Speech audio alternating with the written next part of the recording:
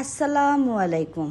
আমি আমিনা সোমা, আমিনা সোমা ডায়েরি থেকে। আমি আপনাদের সবার প্রিয় সোমা আপু। জানি না কতটুকু প্রিয়, তারপরেও আমি সবসময় বলি আমি আপনাদের সবার প্রিয়। এই ভিডিওটা যেদিন ঘূর্ণিঝড় হয়েছিল সেদিন সকালের করা। ওই দিন আমরা একটু দেরি করে ঘুম থেকে উঠি, তার কারণ হচ্ছে মুমিত আজকে স্কুলে যায় নাই, বাইরে প্রচণ্ড বৃষ্টি ছিল। যদিও আমরা জানতাম না ঘূর্ণিঝড় হয়েছে, এটা অনেক পরে জানতে পারছি। আমরা তো ভাবছিলাম বৃষ্টি হচ্ছে, আরাম লাগতেছে, আলহামদুলিল্লাহ। কিন্তু ঢাকার বাইরে যে অবস্থা ছিল আমার আসলে খুব খারাপ লাগছে। তো আজকে আমরা খুব নাস্তায় কোনো ঝামেলা করি নাই, জাস্ট চা আর পরোটা।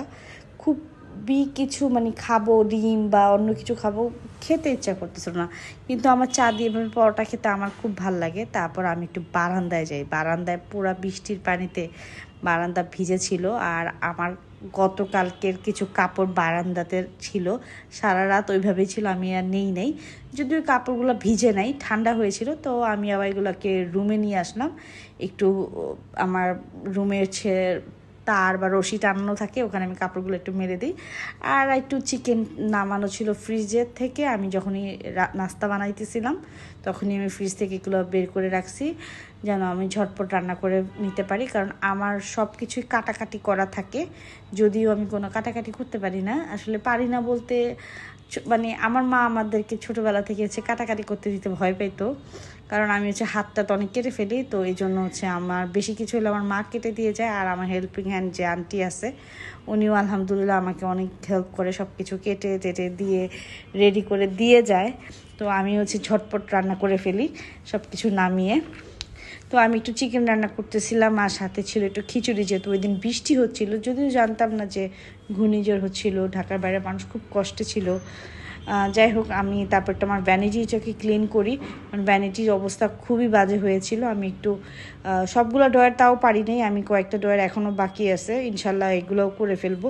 তারপর আমি একটু মুমিতকে দিয়ে ভিডিও করাচ্ছিলাম। মুমিত হচ্ছে আমাকে ভিডিও করতে হেল্প করতেছিল, যদিও ইদানিং ও ভিডিও করতে খুব একটা হেল্প করতে পারে না, কারণ ও নিজেও অনেক ব্যস্ত থাকে।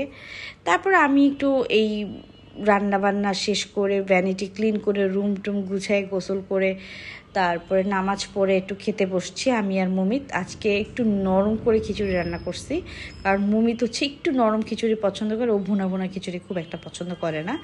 তো আমার আবার এরকম নরম খিচুড়ি একদমই পছন্দ না, আমার একদম ভুনা ভুনা ঝরঝরা খিচুড়ি পছন্দ, কিন্তু ছেলের জন্য খেতে হয়। তারপর খাওয়া দাওয়া শেষ করে আমি একটু ঘুমাইতে গেছি। আমার ওই দিন প্রচণ্ড ঘুম পাচ্ছিল, আমি জানি না কেন, আমার আসলে রাতে ভালো ঘুম হচ্ছিল না কয়েকদিন ধরে। তো আমি খেয়ে একদম ঘুমাই গেছি। তারপরে কারেন্ট ছিল না, কারেন্ট আসলো, ঘুমের মধ্যেই দেখি কারেন্ট নাই। তারপরে আমি একটু নাস্তা বানালাম। আজকে ওয়েদার ডিমান্ড, বৃষ্টি বাইরে। তো যাই হোক, একটু পাকোড়া আর রং চা খেয়ে নিলাম। এই ছিল আজকের একটা ছোট্ট মিনি ব্লগ। অনেক দিন পর একটা ডেইলি ব্লগ দিলাম, কেমন লাগলো জানাবেন। আল্লাহ হাফেজ।